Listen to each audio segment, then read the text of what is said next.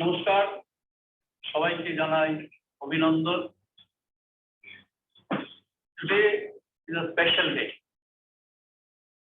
The person who is sitting next to me is a well-known historian of religion, and he is not only known as a professor of psychology of religion, he is also known activist for non-violence. In Europe, the movement which draw inspiration from Gandhi, he is one of the pioneers. His name is Tomas Lindgren. Tom. This is one side of his introduction. His introduction will be given by Anil. The other side is very interesting. How did I know him? If you know the story, then you'll be quite impressed by his ability to explore knowledge. I didn't know him. He read one of my books, which was published in 2004. The title of the book was Nonviolence and its Context. He read that book and contacted me through email. So initially I ignored it. To be very frank, I for receiving this kind of email quite a number of times every month. So I thought it's just one of that kind of fishy email. So I immediately didn't pay much attention. But Tom will not leave me alone. So Tom wrote me again. And then finally, I had no choice but to respond to it. That was in 2005. 2005. And then he said, I'm coming to Delhi. I would like to see you. Again, initially I was a little reluctant, very frank. But then again he said, I'm coming. And he got my telephone number, I don't know from where. He talked to me on the phone. He said, I'm Tom Lindgren. I would like to see you in the department. I said, okay. As I said, he didn't leave any route to escape. So I was introduced to him, and from the first day, we became good friends. I visited him in Sweden, he visited me in Delhi. And this time when he came to Delhi, he wanted to see me in Delhi, but I was here. So I told him that when he comes to Visva-Bharati, and you can see him, he is a growth doctor. On 14th, he's going back to Sweden. 3 days he will be there, and then he's going to Sao Paulo. Yesterday he gave us his itinerary for the whole year. And after having listened to his itinerary, I got tired. He said, I will spend 2 days in Sweden, and then again I will go to Latin America. 2 days there, and I will go to Ireland. I'm getting tired. Don't stop. So he's a globe trotter. He moves around. He runs around the globe, and physically very strong and a good teacher. If anybody would like to invite him for lunch or dinner, it will be expensive. And you have to always prepare a 3-man's lunch or dinner for him. But anyway, the point. This is what I'm saying because he's a very dear friend of mine, and we chat on various items. Yesterday only got a glimpse of the discussion which we have generally.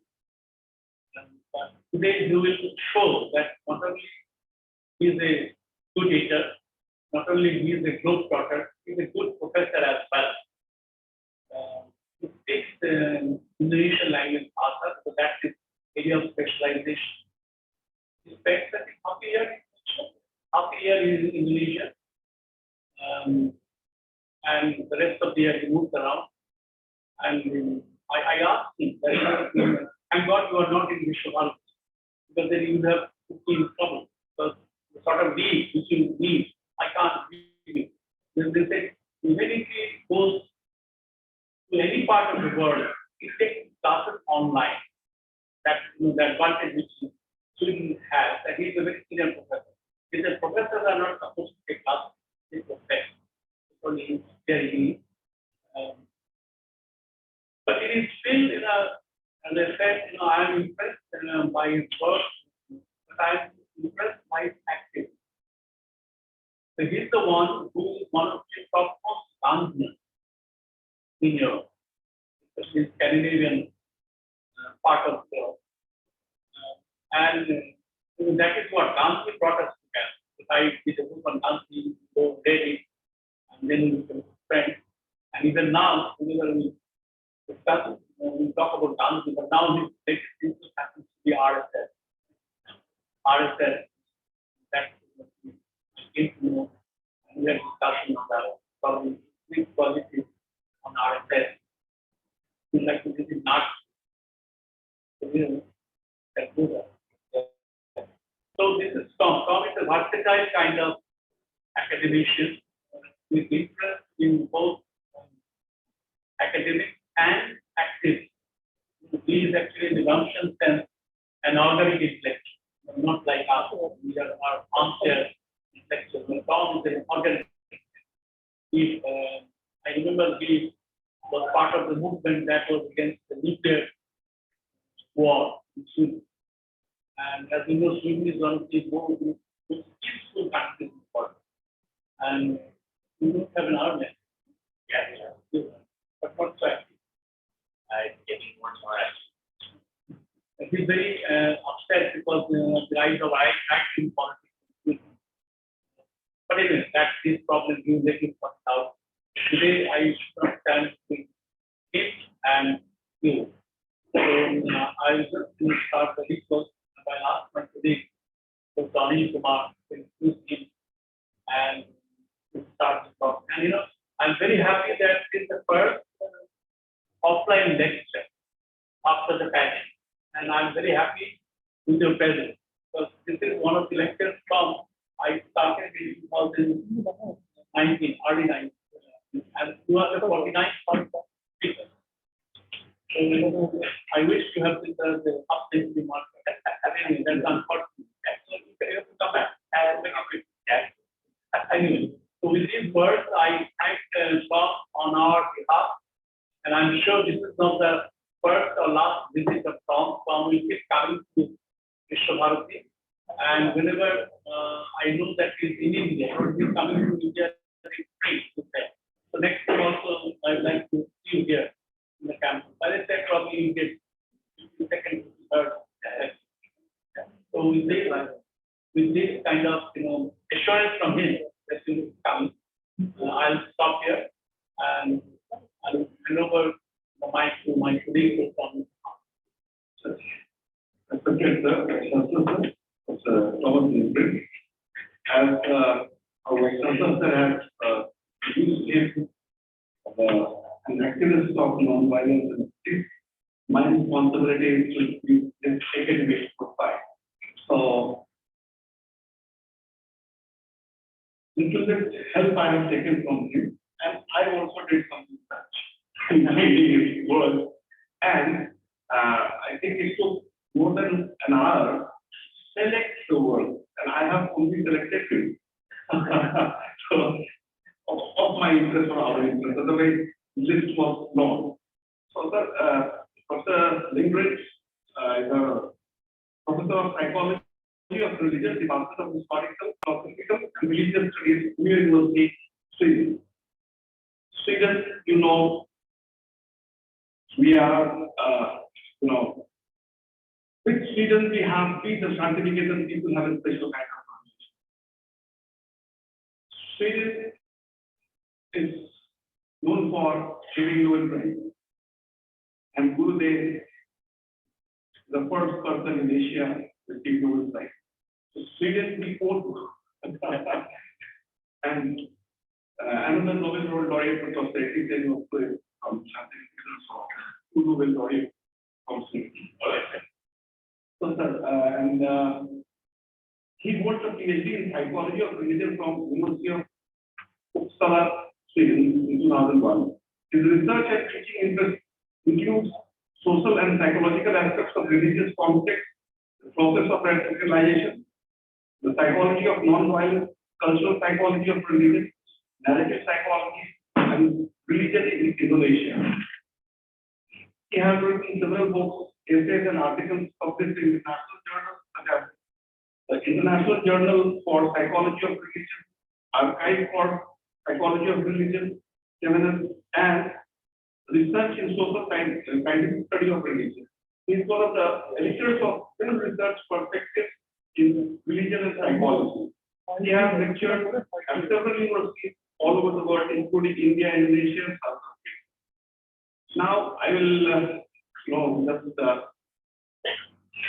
say something about his work, which I have selected from the website. The important word, what I found is psychology of religious violence, methodological and theoretical discussion, the narrative construction of Muslim prayer experience, Muslim identity in a postmodern society. A single case study of particular is universal and vice versa. Religious radicalization in Indonesia and beyond. Mechanisms and processes. Why do people kill in the name of religion? Evolutionary psychology, political process, theory, and the causes of religious conflict. Another one is making sense of radicalization, a social psychological perspective. Another is a non-violent identity, a psychobiographical study of an Islamic scholar. Mechanisms of religious radicalization, pathways towards violence. The contribution of social psychological theory of understanding religious conflict. Number 12 is what's the problem? A critical examination of contemporary research of religious conflict. And object of bourgeois, Mahatma Gandhi, psychology of religion and the politics of spirituality. Religious conflict, opportunities, structure, group dynamics, and framing. Another one is very intense and durable. Politics of religious conflict. Another important one is Mahatma Gandhi, neoliberalism, and bourgeois study of spirituality. The shape-shifting self, narrative pathways into political violence. The psychology of religious conflict. Current challenges of Indonesian and Malay Islam in modern world. These are few books which I have selected for your information. And about his, scholarship. These are the important things. But the last 2 days, he was with us in the Department of Ancient Indian History. And one sentence I will say, because that was suggested by after listening for 3 continuous days, and today was the 3rd day. My colleague, Dr. Rajan, is sitting in front of me. He suggested me, sir, we have religious studies in our syllabus. Let's introduce a paper in our syllabus, psychology of religion. So, sir, we are interested and we are really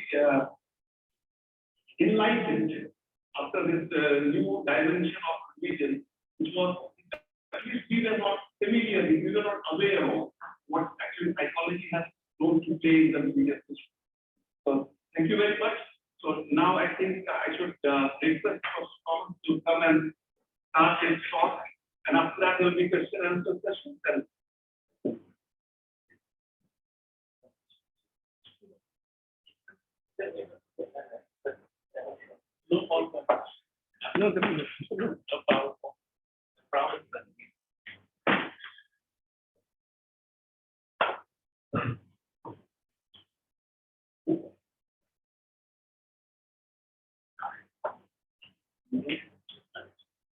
Good afternoon, ladies and gentlemen. I'm so proud to be here. Proud and honored to have this talk or lecture with the title Moderate Muslim, but for whom and for what purpose? I couldn't choose another title. It could have been Radical Muslim, but for whom and for what purpose? Or it could have been Moderate Muslim and Radical Muslim, but for whom and for what purpose? I will talk about Moderate Muslim, and I will talk about Radical Muslim, and I will talk about categories and categorization. Because in this talk, I would take attention to the social, psychological, and political aspects of grouping Muslims into various categories, especially the categories moderate and radical.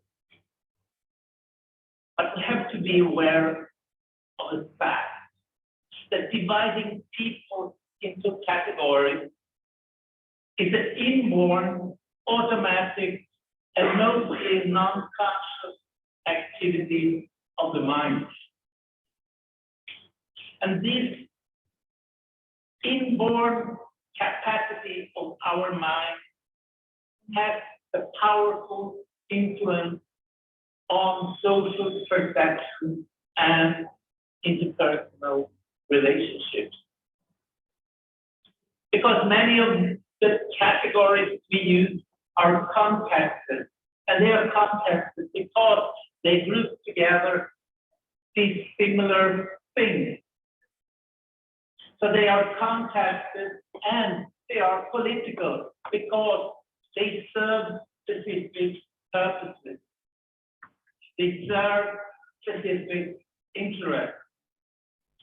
So what is included and what is excluded from the categories moderate and radical is linked to the interest of those who are using these categories. An amorphous category such as moderate and radical are particularly easy to exploit because of their vagueness.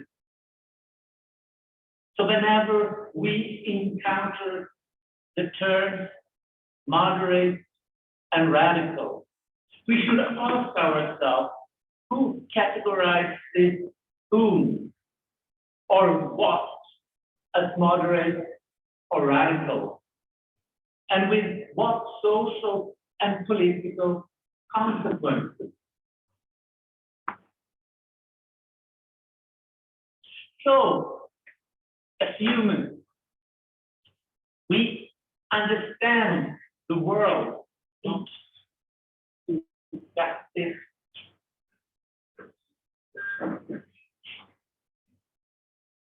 so as humans, we understand the world in terms of categories. So whenever we perceive an object or reason about types of objects or kinds of people, like radical and moderate Muslims, we categorize or employ categories. So we are natural-born categorizers who group things into categories based on real or alleged similarities in order to understand our physical environment. And in a similar way, we divide people, including ourselves, into social categories, such as age groups, gender groups, and religious groups, to understand and to navigate the social landscape. And as self-reflexive beings, we cannot help but to see ourselves as objects and categorize ourselves in relation to other people who also understand themselves as objects and categories in relation to us. So in other words, we define and evaluate ourselves in relation to others. And other people define and evaluate themselves in relation to us. We create categories. And social categories is an inherently comparative enterprise that affects our perception of who we are and who they are and to whom we belong and to whom they belong are categorized. So as an extensive body of research demonstrates, the mere act of categorizing the social world into in-group and out-group, into us and them, has a profound impact on social cognition, social perception, into impact on our behavior, such as a tendency to perceptually maximize intergroup similarities. Those in our group, we are similar. And to maximize the difference between, or the intragroup differences, they are totally different from us. They're not like us. They're Muslims, they're Hindus, they're different. But also a tendency to perceive outgroups as more homogeneous than in-groups. So those, the Muslims, they're all the same, or the Christians, they're all the same, and so on. But also a tendency to evaluate in-groups more positively than rather out-groups. So my group, positive, the out-group, negative. But also a tendency to favor in-group members and discriminate against out-group members. The in-group favoritism and devaluation of the out-group is a direct consequence of social categorization. And social categorization is a natural process. We have to take this into consideration. And social groups are typically represented as in prototypes, that are assumed to describe how all the members of the group are. There is a prototype for Muslims, there is a prototype for Hindus, for Christians, for liberals, for Marxists, and so on. And we should assume that they are all the same. They are like the prototype. So, when we move from personal to social cognition, we come to think of ourselves and we come to think of others and other in-group members as more or less interchangeable exemplars of the in-group prototype, rather than as individuals. Similarly, members of out-groups are not viewed primarily as individuals, but as embodiments of the out-group prototype. And now, since most of us have many social identities and multiple identities, most people identify with many social groups and therefore also have multiple social identities. And because social categories like Muslims, like Hindus, like Christians, like radicals, like moderates are relative categories, fluid categories, context-dependent categories, the very same people can be categorized as in-group or out-group in different situations. So sometimes they belong to an out-group, sometimes they belong to an in-group. It depends on who I am right now. So, we all have a lot of social identities. And one social identity is radical. Another social identity is moderate.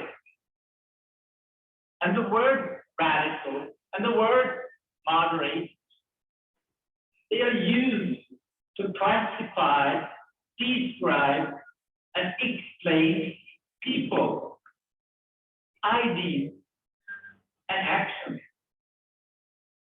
People are usually categorized as radical if they hold ideas that are perceived as radical, or perform actions deemed radical.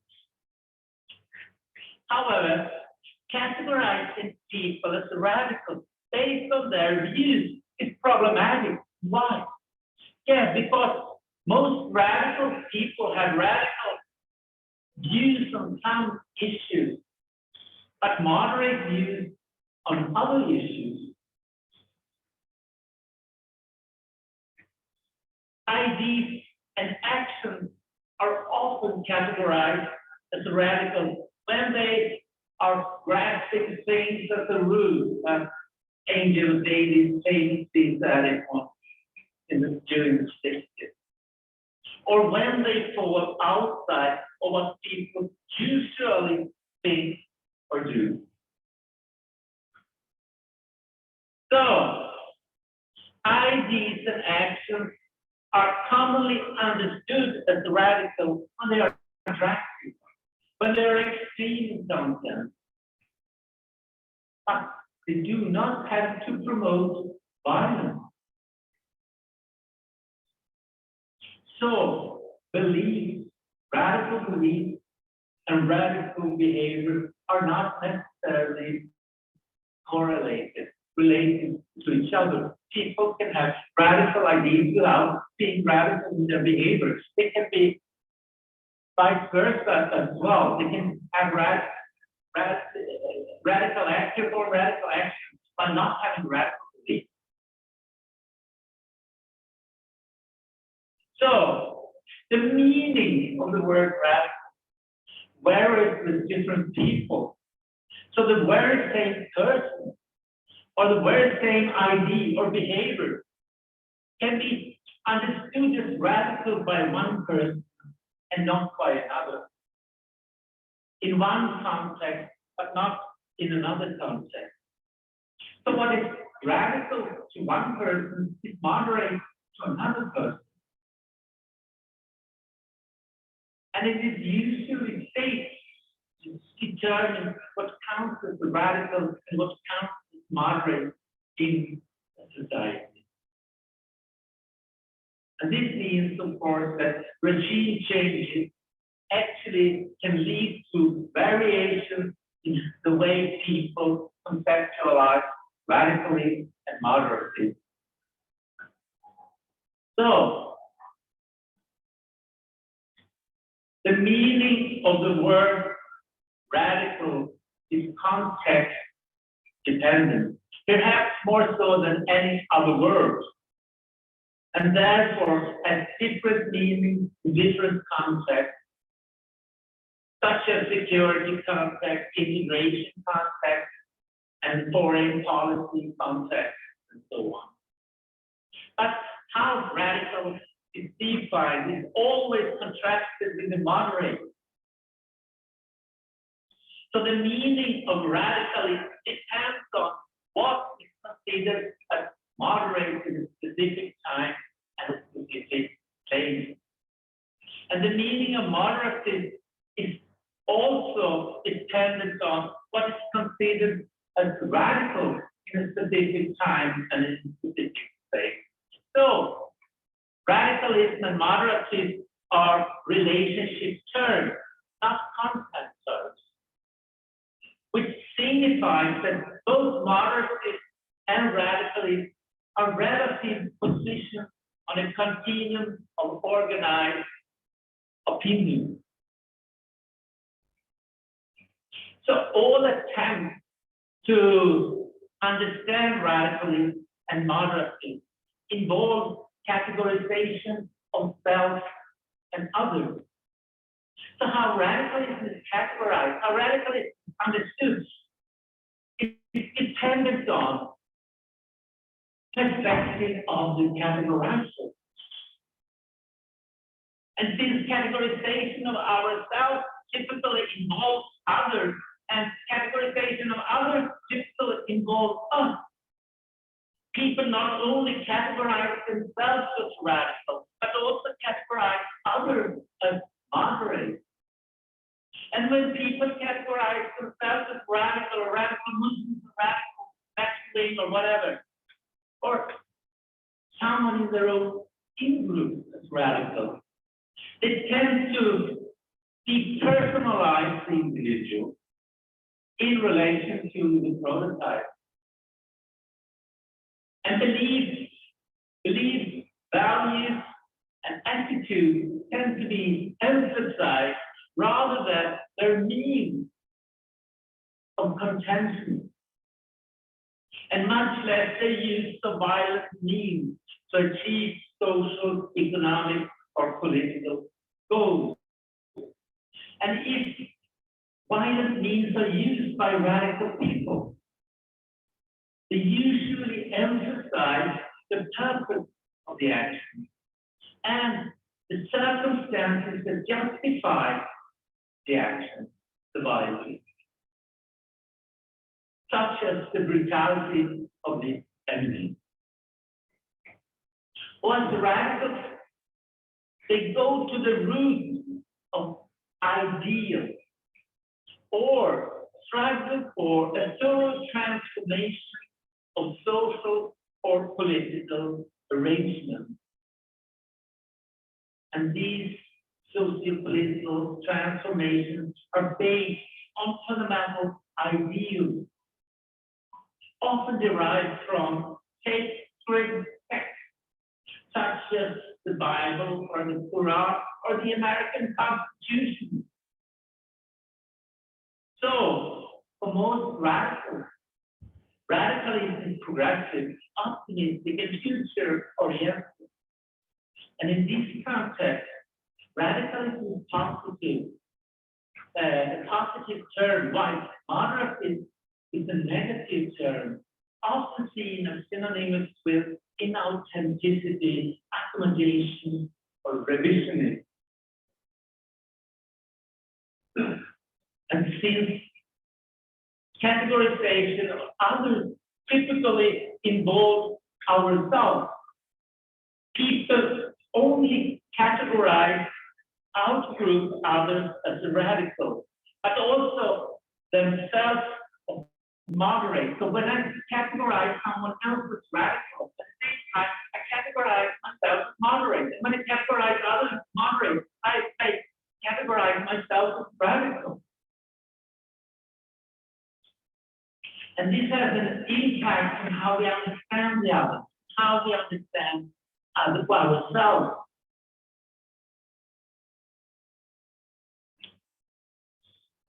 So, to think about moderatism and radicalism from a social identity perspective means that we have to problematize our own categories, how they appear in social situations, and how fluid our categories are, and how they change over time. You have to take this into consideration when I go on to talk about radical, moderate movements. Islam is a highly diverse phenomenon, maybe best described as a set of interpretive resources and contested claims about what Islam is or should be, and how Muslims should practice their religion. In other words, Islam, like any other religion and any other ideological tradition, is a type of contestation informed by the cultural, historical, geographical, and political context in which it is located. And political manifestations of Islam, whether liberal or non-liberal, like the practice of Islam itself, is to a great extent context specific, and is the result of an interpretation of religious precepts and local culture, including political culture.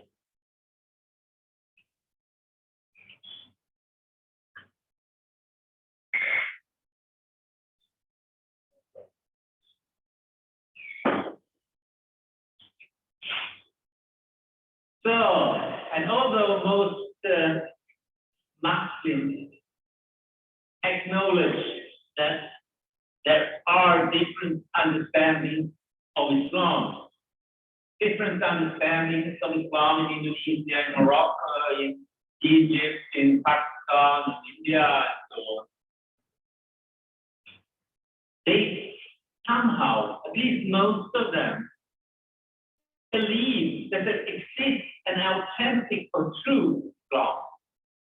A true Islam that is deeply rooted in the scripture or somewhere else in the universe, and that it has been passed down through the centuries, through generations. And it is this trans-historical and culturally unconditioned Islam that many Muslims profess as their religion and strive to put into practice. An authentic Islam is the criterion used by many Muslims and, I have to admit, also non-Muslims to distinguish between true and false belief, correct and incorrect interpretation, authentic and inauthentic Muslims, and so on and so forth. But the problem is, of course, that all distinctions between authentic and inauthentic are closely tied to interest, perspective, situation, and context. So, Muslim groups, the Muslim communities categorize themselves and their ideological positions in contrast to other Muslims and non-Muslim others. Now you see categorization, how important it is, and how basic it is to our psychological functioning. And most of them play the authenticity card to legitimize their own interpretations of Islam and delegitimize that of others. Liberal Muslims, for instance, typically define themselves in opposition to traditionalists and Islamists, whose interpretation of Islam, at least according to their views, have prevented the Islamic world from enjoying the fruits of modernity, economic progress, democracy, legal rights, so on and so forth. So, citing the classical scriptures of Islam, liberal Muslims, for example, Indonesian liberal Islam network, Islam Liberal, argue that core liberal values are inherent elements of or compatible with authentic Islam. So, liberal Muslims undertake substantial reinterpretation of the Quran and the Sunnah and engage in radical ijtihad, reinterpretation of the sources in order to adapt the Islamic message to the needs of the contemporary world. So, they assume that there exists an centralized Islam, and it is defined by liberal values that is somehow divorced from its concrete embodiment in time and place. It is something abstract. And liberal Muslims emphasize in a Protestant Christian fashion, personal religiosity and a flexible attitude toward the social and political aspects of Islam.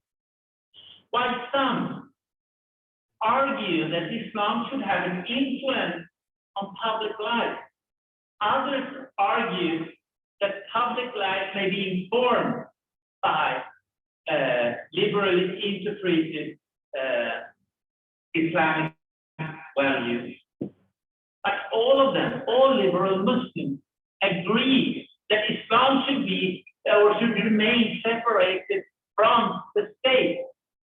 It should be separated from the state, even if it influences the society, it should be separated from the state in order to enable progress and ensure tolerance and freedom.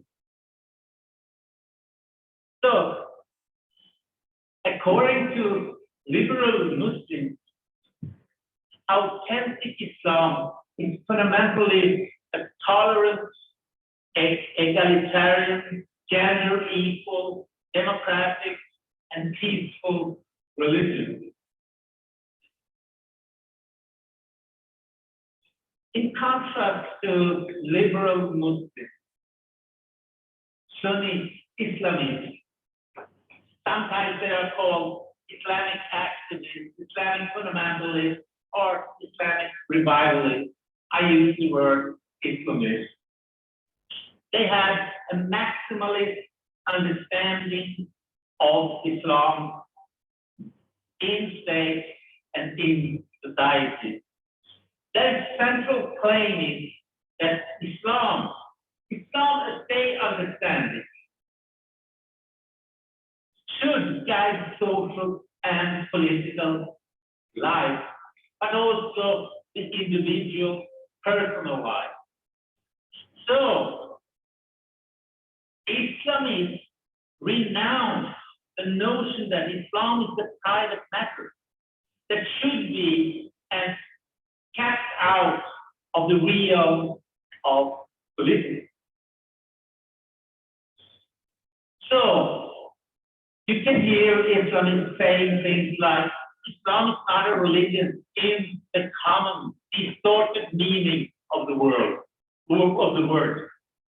confining itself to the private life of human beings.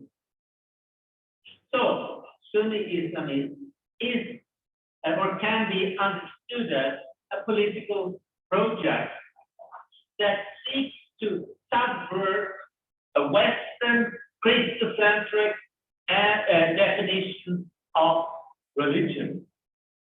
So their understanding of Islam, in spite of that, suffer from the same type of essentialist as that of Orientalists and Neo-Orientalists, namely the belief that Islam is prestige, or the idea that Islam is prestigious, unitary, and delimited entities outside of history and human practice. And its core concepts are seen as more or less fixed and immutable.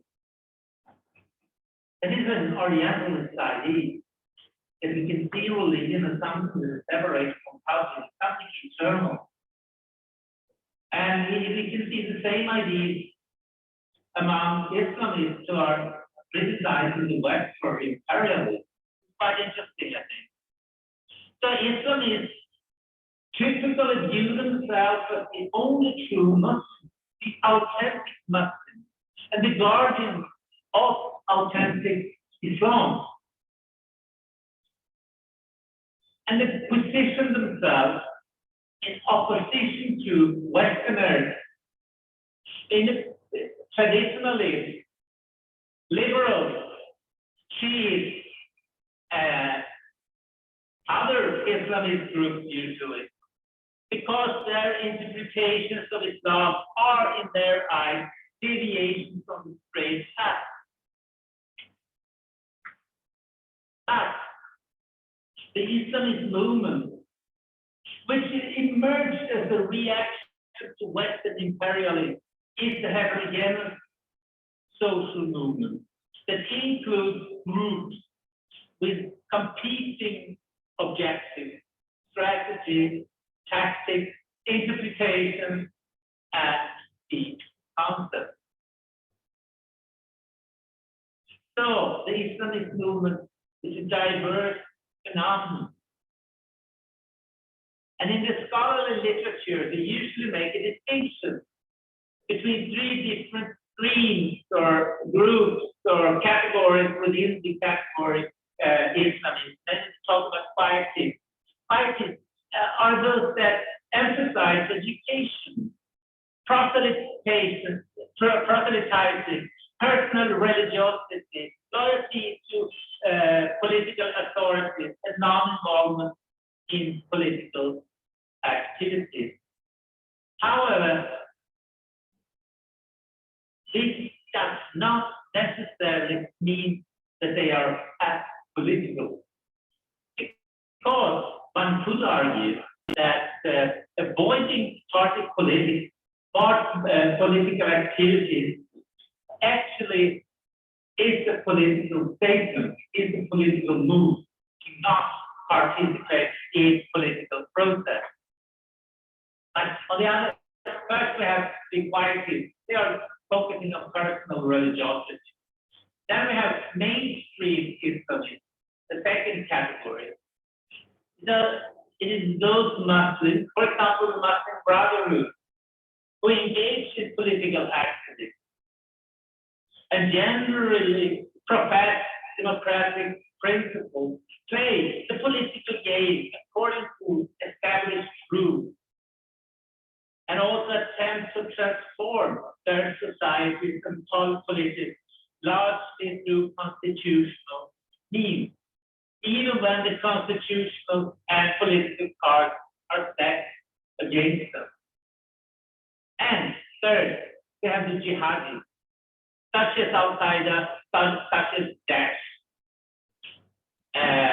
They are influenced by some streams within the Muslim Brotherhood movement, but also Salafi exclusivism, and seek to Islamize the social and political order, and if necessary, a violent conquest of state power. So jihadists view Western conceptions of democracy with contempt, assuming that sovereignty belongs to the people, not to God. So they see democracy as incompatible with Islam, as a rival religion, as Tawahiri Islam. So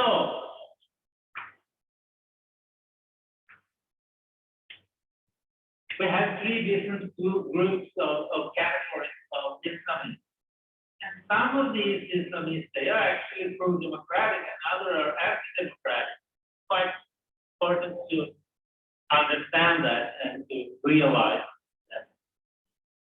So, an Islamist can be defined as a Muslim who advocates an agenda centered on the establishment of social and political order based on Islam.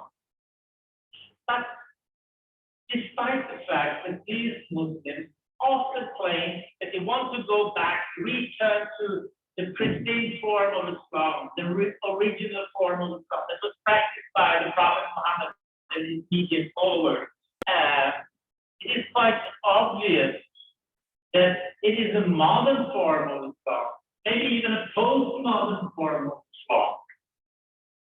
But many of the core concepts of Islamic discourses, such as state and society, were inconceivable before modernity. Islamists called for an Islamic state, but the state they had in mind is a modern, not a pre-modern state. So they take the modern state, and the modern state serves is byproduct of historical and political circumstances of Western modernity. But they see that as a timeless and universal phenomenon. So, my ladies and gentlemen,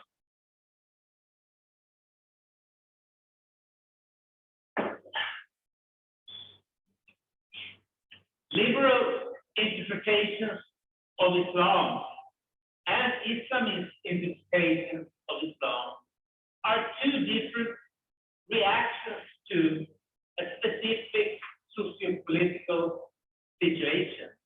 And it is quite obvious that both Islamists and liberal Muslims won't change.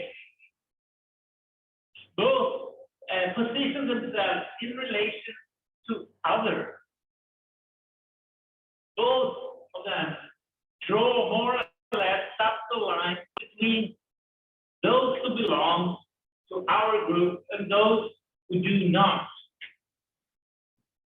Both recognize the authority of the Islamic path and invoke the example of the early Islam to justify their own beliefs and practices and delegitimize those of others. And none of them wants to restore every aspect of early Islam, not Islamists, not liberals.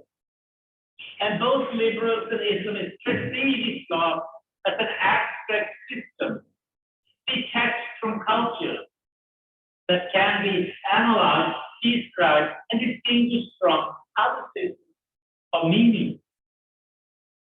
They are similar in this respect. So, Islam is objectified and conceptualized as a religion, which ironically is a consequence of imperialism and the influence of Western culture. But they never admit that. Not liberal Muslims and not radical Muslims or Islamists. So, liberal Muslims and Islamists make competing identity claims that use the same logic, which presupposes access to a true interpretation of Islamic thought. And since both liberals and Islamists claim to convey authentic messages of Islam, both could be defined as radical Muslims. That is my point. Both of them could be defined as radical. But in a liberal context, Islamists are usually seldom, they are categorized as such as radical, but not liberal. Why? So most scholars can agree that Islam is essentially a political project, and its aim is to make Islam a master signifier of the political order. But whether Islamists are categorized as moderate or radical depends on whether the focus is on objective or method. In terms of objective, most Islamists, but rarely liberal Muslims, are categorized as radical because they see profound transformation of existing social and political arrangements.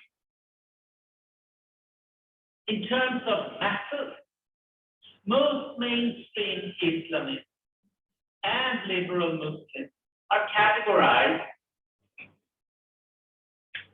as moderate because they embrace liberal values and democratic procedures of governance. But jihadis, the third group, they are categorized as radical because they do not respect liberal values. They reject participation in democratic process, and they advocate the use of sometimes brutal violence for illiberal political goals.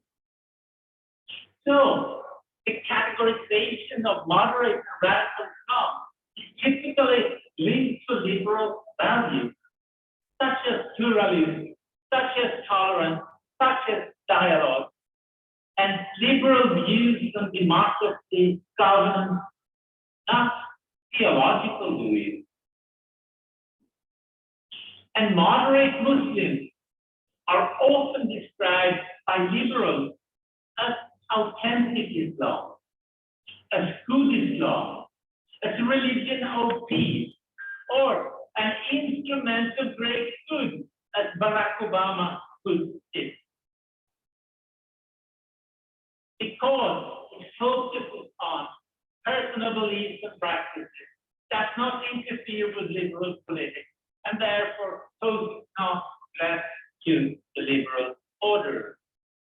Non-liberal others, on the other hand, such as jihadis, often label liberal Muslims as false Muslims, or classed as atheists who have adopted Western un-Islamic beliefs and practices and sold themselves out to the West. Mainstream Islamists who participate in electoral politics such as Hamas and the Muslim Brotherhood are often condemned as traitors of Islam by these jihadis. Radical Islam. Remember, radical Muslims are both in a different context. Islamists or radical Islamists are jihadis, maybe. It's also radical Islam is often described as inauthentic Islam, as bad Islam, as twisted Islam, as corrupted Islam, or in the words of Tony Blair, a perversion of Islam. Because it crosses the imaginary boundaries between religious and secular aspirations. Because it interferes with liberal politics, because it challenges the state's exclusive right to use violence, and therefore possesses a threat to the liberal order. So how we categorize Muslims, how Muslims categorize themselves is a consequence of social psychological processes, but it is also related to politics. It has a political dimension how we categorize Muslims, whether we categorize them as radical or moderate, and how Muslims categorize themselves. And when we categorize Muslims as radical or moderate, it has also implications on how we categorize ourselves, but even as non-Muslims. So it is complicated. So for most outgroups, others, the real problem, and we have seen a tendency after 9/11 that when people talk about radical people, you tend to emphasize the use of violence, not the particular ideas, but if you use violence, you're radical. But the real problem is not that radical Muslims use violence, I think. Because it cannot seriously be argued that only jihadists use violence. The real problem is that they use the wrong kind of violence. Violence in the wrong context, and violence with the wrong goals. So what matters is whether they are perceived as one of us or as one of them. So, to conclude, labeling Muslims as moderate and radical is closely linked to in-group and out-group dynamics and power politics. Thanks.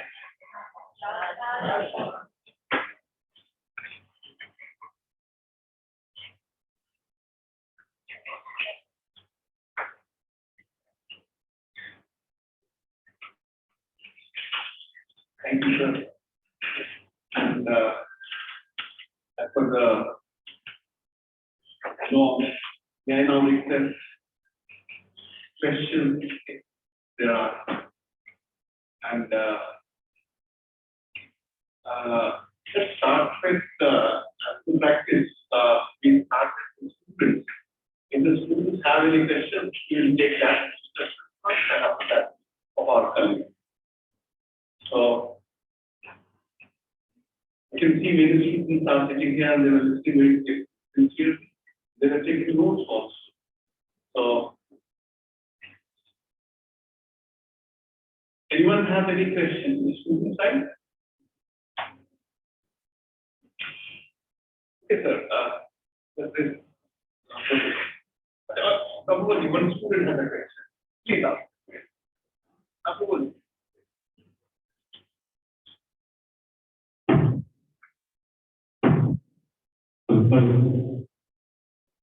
Good evening, sir. I'm Sita, a student Visva-Bharati, Mr. 1, and I'm a student. So my question is, as you said that radical thinking is mainly content dependent, so does it vary from nation to nation? As you say that the radical thinking is mainly content dependent, so does this content vary from nation to nation or it's mainly just psychology?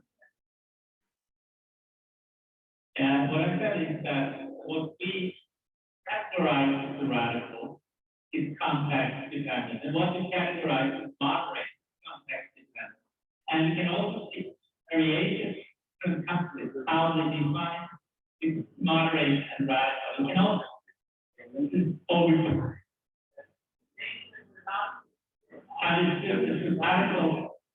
It's still radical now. End of the 60s, we nationalized all the currencies completely because it should not be in after that time. And it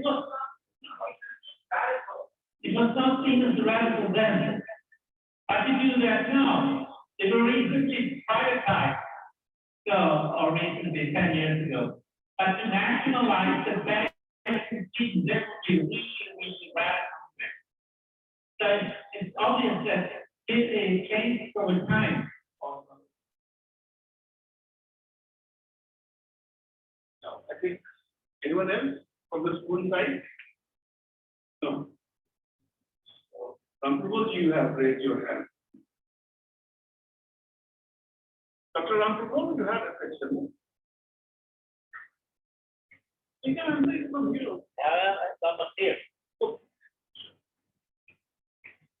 Good evening, sir.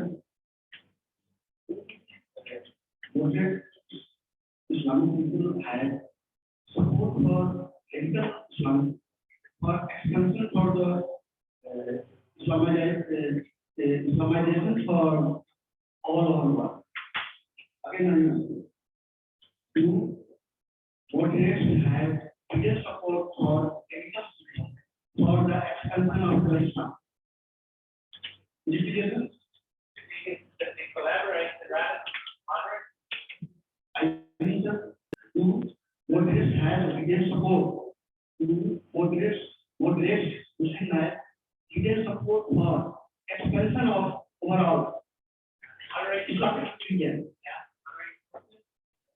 Support for radicals.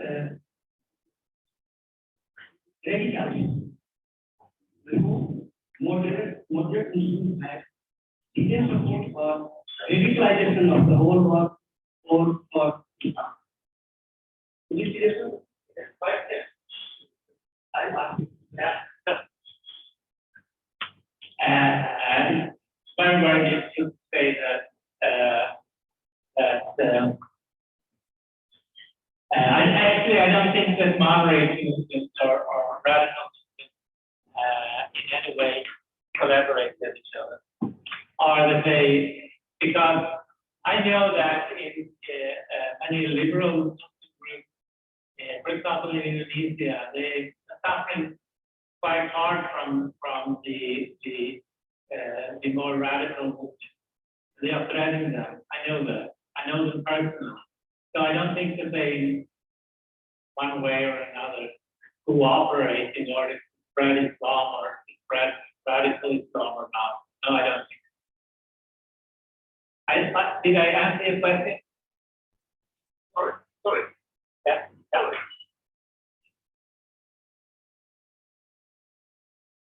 sir, anyone else? Sanjit, sir? You have any comment? Please. Give me spot. I thought to refer to the various schemes of Islamic law and What? I thought in talking about Islam, and you talk about the different schemes of Islamic law and who are more radicals. So you didn't talk about that. No, not at all. I prefer to talk like how people talk about radical and moderate Islam today. How they define such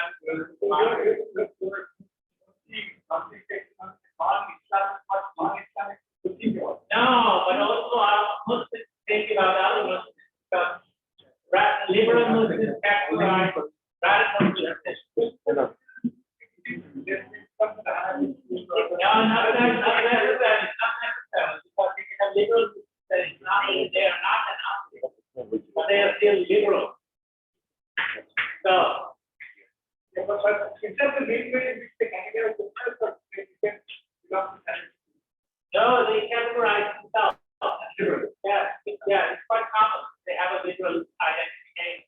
And one of the simple examples is liberal Islam at all. So they are, or in Iran is a special case. But if you go to Egypt, for example, you will see. If you go to Jordan, you will see. If you go to Morocco, you will see. If you go to Tunisia, you will see. So quite common.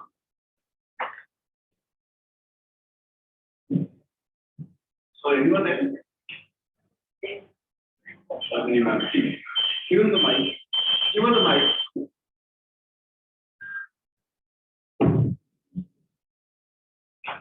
I just wanted to know about your opinion about how, like, even within the Islam and within Sunni and Shia, there is so much of implication how they associate each other's communication. I mean, sometimes we see the walls between these two. I mean, forget about there is one who is saying one to getting come over and not from any other religion, but one about these. So, How do they go out? How do they? where are they? Sunni and Shia. Yes, of course. But not everywhere. And we see that, of course, we have conflict in Shia and Sunnis, but mainly among between Shia and radical Sunnis. Or Sunnis can be sometimes called fundamentalists. But also during certain conflict areas can happen when there is conflict in Shia and Sunni Muslims. And it has a long history since 600 or whatever. I don't know. But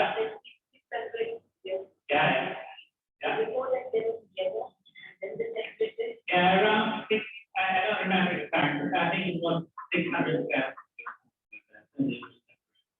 And they would say that they separate 632. But that's not, but something like that. So, I think we can't generalize. yeah, so, but that is the general, then you generalize, you say, don't generalize.